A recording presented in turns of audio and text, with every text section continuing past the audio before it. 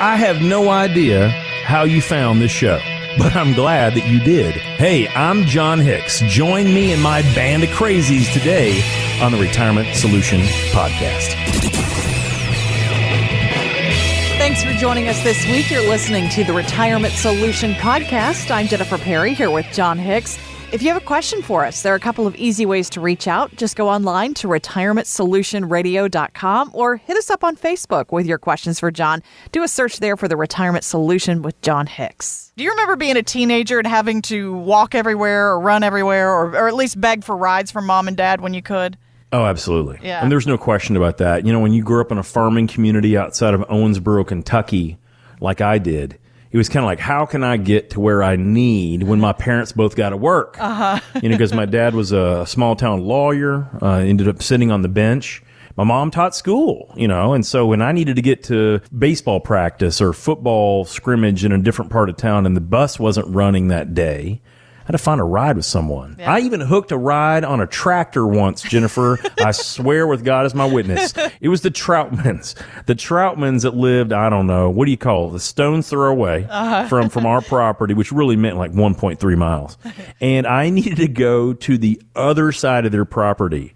And it was a lot faster, believe it or not, to cut through their land. They probably had like 20-something acres. Mm-hmm. I got on their International Harvester with Mr. Troutman, and we went across his property, and we probably saved about 6 minutes on that deal. No, it still took 30 minutes. Don't get me wrong. Yeah. It still took 30 minutes, but it still probably saved us about 6 minutes to do it that way. Oh, but when did you get your first car? Do you remember that? Let's see. I was 17. 17. And it wasn't for a birthday. It was because I saved up enough money, and my parents figured, okay, so you played bumper car enough. Mm-hmm. Now you probably understand how to run a vehicle. Yeah. And how much did you pay for it? $4,400. It was a 1986 Thunderbird Super Coupe. Oh, okay. Yeah. Styling. Now, it had like 193,000 miles on it, but it had a new paint job, so it looked good. Oh, nice. It had that velour interior, you know? I mean, it didn't have that sweet, rich Corinthian leather that you're always hoping for. But the velour, you know. But that velour interior, buddy, woo, it made the girls swoon. I'm sure it did. If a girl had ever seen the inside of that car, I wouldn't remember. I don't think they ever did. Well, here's a reality shock for you here this weekend, John. The average price today for a new car is 10 times what you paid for yours back in the day. Yeah. The record high recently set, according to Kelley Blue Book, is $45,000. Good gosh. So it's no secret, too. We've talked about, you know, the chip shortages and how that's factoring into all the supply issues right now. That's driving prices a lot higher. And auto industry analyst Ed Kim tells CBS News. It's absolutely nuts right now if you want to buy a new car. I would say you're pretty lucky if you're just paying MSRP. And there are a good chunk of people who are paying well over sticker. That's if you can find the new cars on the lot right now, isn't it? Yeah. Well, I'm not going to lie to you. In the middle of this past summer, I got a call from Cross Jeep. And Cross gave me a call. They said, Mr. Hicks, we know that you bought a Jeep Wrangler from us in 2019. We would be happy to buy that from you back for $600 more than you paid for it. Oh, okay. No, I'm serious. And so I sold it back to him. And so 2 years old, I'd had the Jeep for about, I don't know, let's see, 19 months. Mm-hmm. I mean, it was kind of the car that I liked to ride around in, but it didn't get the kids in like the Swagger Wagon does, you know, my Toyota minivan. So it was really more for fun, but I ended up getting $600 more than I paid for that Jeep because they were going to sell it for more than MSRP 2 years later, guys.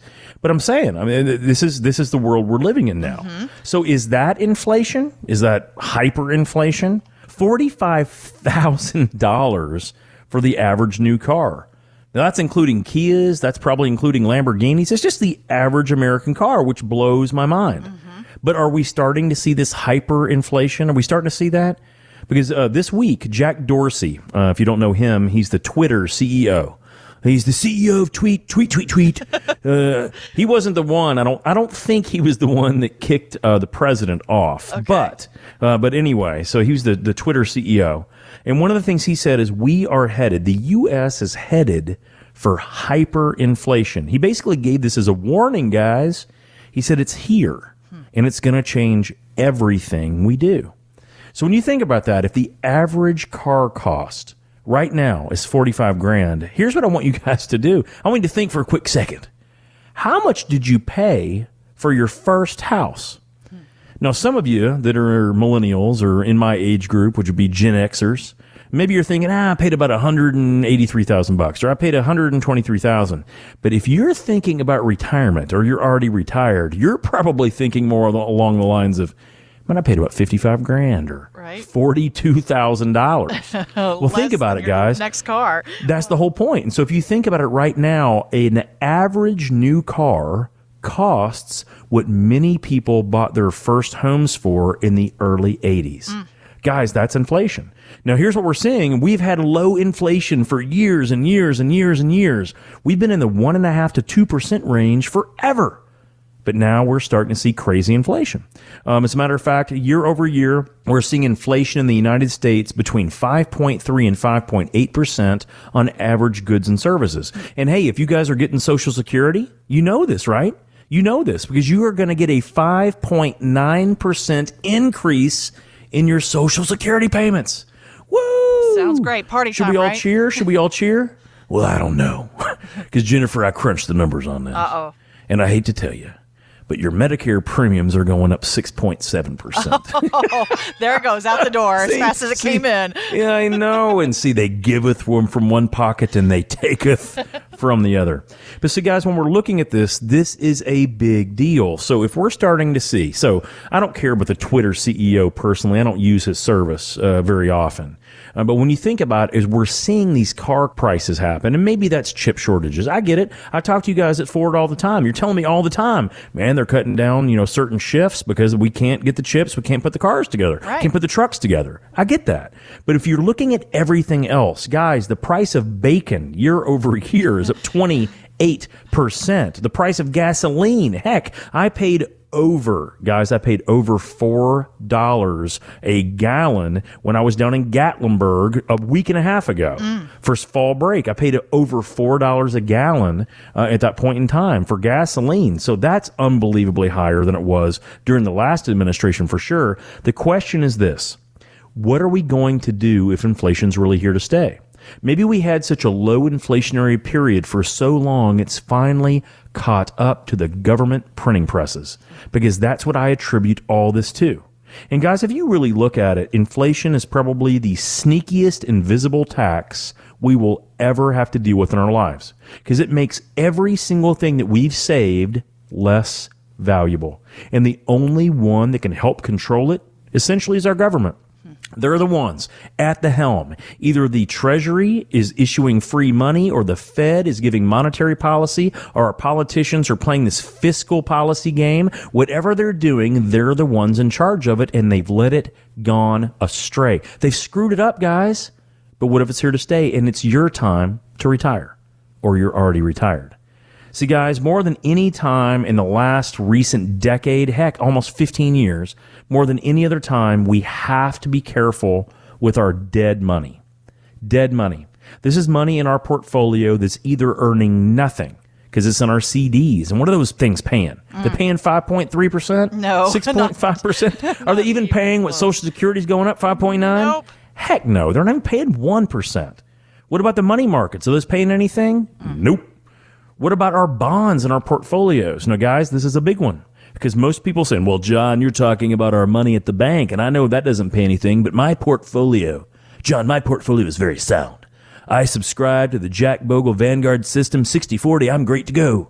Except for when you open that thing up, and I pray that you do from time to time, you're going to find out that those bond funds have lost us between 0.5 to 7.9% year to date alone. That's why I'm saying they're part of dead money, because, guys, interest rates have barely started going up right now. They've barely started going up, and we're already seeing losses in bonds. And yes, it works like a teeter-totter. Interest rates are on one side, and the value of our bonds are on the other. If interest rates go up, and please, if you're driving, don't use your hands. But if you're not driving, just do me a favor, because it's going to be the easiest way you can understand this. If you put both your left and your right hand out even, and you use one side as interest rates and the other side like a teeter-totter, if interest rates go up, what happens to the value of your current bonds? It's sinking to the ground, isn't it? Yeah. They go down, which is why we've seen bonds lose money. And guys, bonds are at the highest they've ever been in valuation because interest rates have steadily fallen since 1981. They are the worst potential performer for the next 10 years in our investment portfolios. But Jennifer, we've been told that's supposed to be the safe part. Yeah. That's supposed to be the part that we should put our money in as we're getting closer to retirement, which is why many of you out there may be saying, man, my portfolio isn't doing that good. And I've got 60% on the safe side. Guys, we have to fix the dead money.